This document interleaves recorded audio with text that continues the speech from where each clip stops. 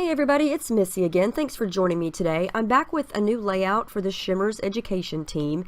And before I get started, I wanted to remind you that when you are shopping in the Shimmers Paint store online, if you mention my name in the comments section of your order, then you can get a free surprise product in your purchase. So don't forget to do that. Okay, so what I'm going to do for my layout today is a technique that I did a few weeks ago in one of the Shimmer Shorts videos, and I love how it turned out so much that I cannot wait to do it for my next Shimmers layout. I'm going to use the new Pasties texture paste and the new Acrotones paint and some white cardstock, and all you're going to need is a little acrylic stamping block, and mine is very well used.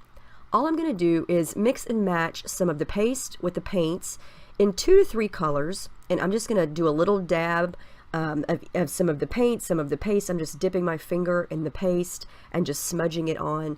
No specific way to do this, just smudge it down or drip it down or just smudge it with your finger. However you want to get it on there. Flip it over, push it down, and then just gently turn the block in a circle. You can turn it one time, you can turn it a couple times, and when you pull it up, it's going to make this really cool blended circle. And you could probably get 2 or 3 stamping out of it, and you can actually just stamp it down and lift it up. You don't have to turn it. There's a lot of different ways to try this.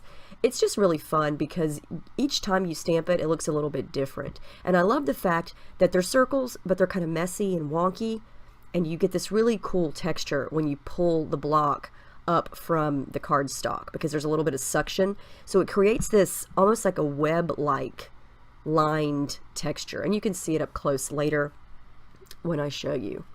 So I'm mixing some pinks, some yellows, some oranges, and you can find all of these colors in the paint store. If you have any questions about any of these products, let me know. I've been doing a lot of experimenting with these, and they are fantastic. They blend very well together. And remember that these new products are not shimmery. The pastes are a flat texture paste, so when they dry they're going to be like a matte flat finish, and then the paints are self-priming paints, which means that you don't need any gesso or anything like that before you use them on your project, and they are also a flat color.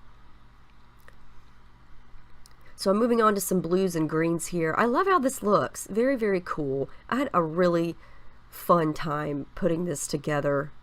I like to add a little bit of white sometimes. It just kind of lightens things up, gives it a little bit different of a shade of the color, and especially when it blends. I love that green and the aqua mixed together.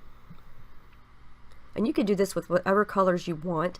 I would just suggest, choose colors that do blend together nicely and that won't create a muddy brown color. I also did a similar technique not too long ago on one of the Shimmer Shorts where I made Valentine hearts, and I did something similar to this with a heart stamp, and I didn't twist it. I just squirted the paint onto the stamp and then smushed the stamp down, and it kind of gave the same effect as you're seeing here.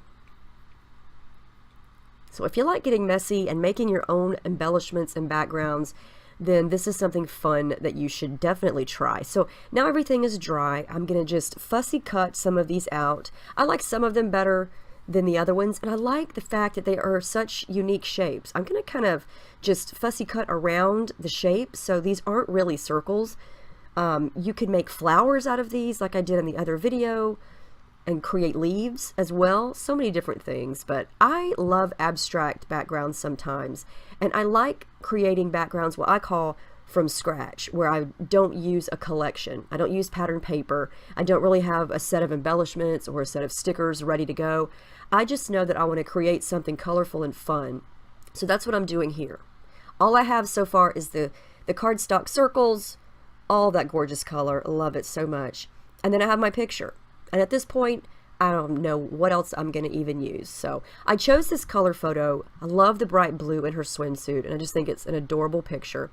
So I'm going to use a lot of other colors in the circles. So I tried not to make some that were the same blue color, just because I knew there was going to be plenty of blue in my picture.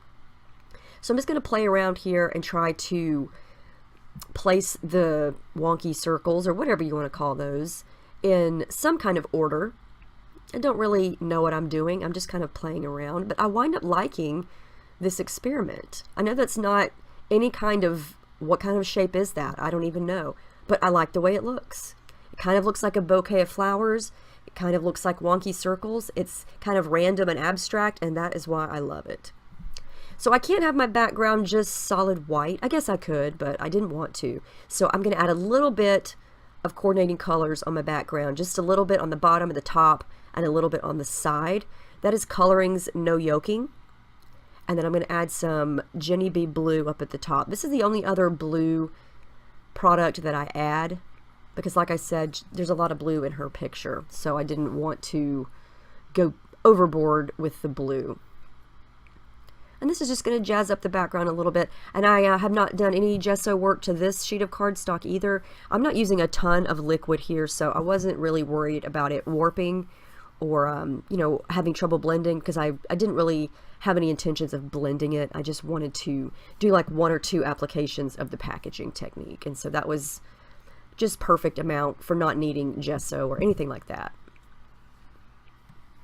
So I decided to add a little bit of pink. I know I have a lot of pink already going on, but the way I had the circles arranged over on the left, I felt like it needed just a little pop of pink over there, and that's Pink Stilettos.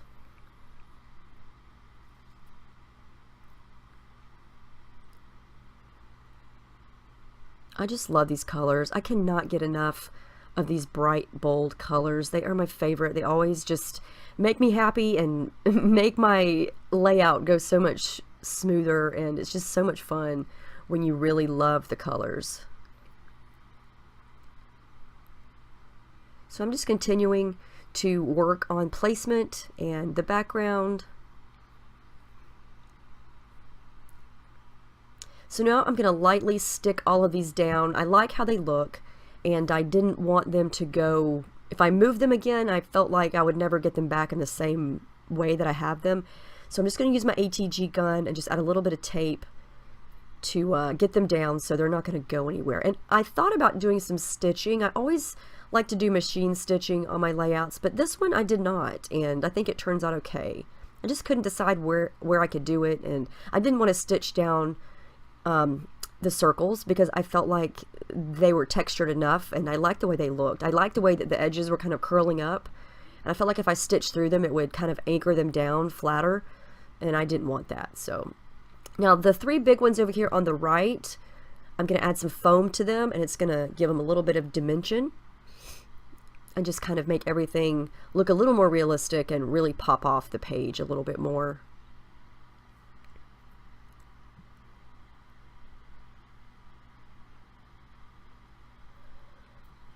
So at this point, I'm thinking, okay, what next? I decided that I needed to add some tissue paper, which is something I tend to do a lot. Either tissue paper or vellum is my favorite thing to add behind my pictures. And I just like the subtle border that it gives. And, you know, the only thing at this point left for me to do is add embellishments. And that is almost, I would say, the hardest part of creating a layout like this, is going through all of your stuff and trying to figure out, okay, what stickers, am I going to use stickers? Am I going to use chipboard? You know, what collection goes with this? And I just really didn't feel like digging through all of my things, and I didn't have a collection that was jumping out in my mind. So I just grabbed a bunch of thread. I know I do this on all of my layouts. I grabbed all the matching colors and just looped it up and added it in here and there around the page. Added some pink, some yellow, some orange is coming, and some of that turquoise blue color. And you know, sometimes, I know I've said this in several of my most recent videos, sometimes you don't need a lot of embellishments. If you've got a lot going on, it's okay to just leave it be. And I think these circles really steal the show on this layout, and I love how they look. So I didn't want to do a lot of covering them up. I spent all this time making them, and I wanted them to show. And so I thought, you know, I don't really need a lot of stickers. Where would I put them? You know, I don't want it to detract from the background. I don't want it to detract from the picture, because sometimes things just get too busy and we feel like, oh, we have to use this, we have to use it. And no, you don't. you know, you don't have to. If you don't like the way it looks, sometimes less is more. And I feel like I've got plenty going on already.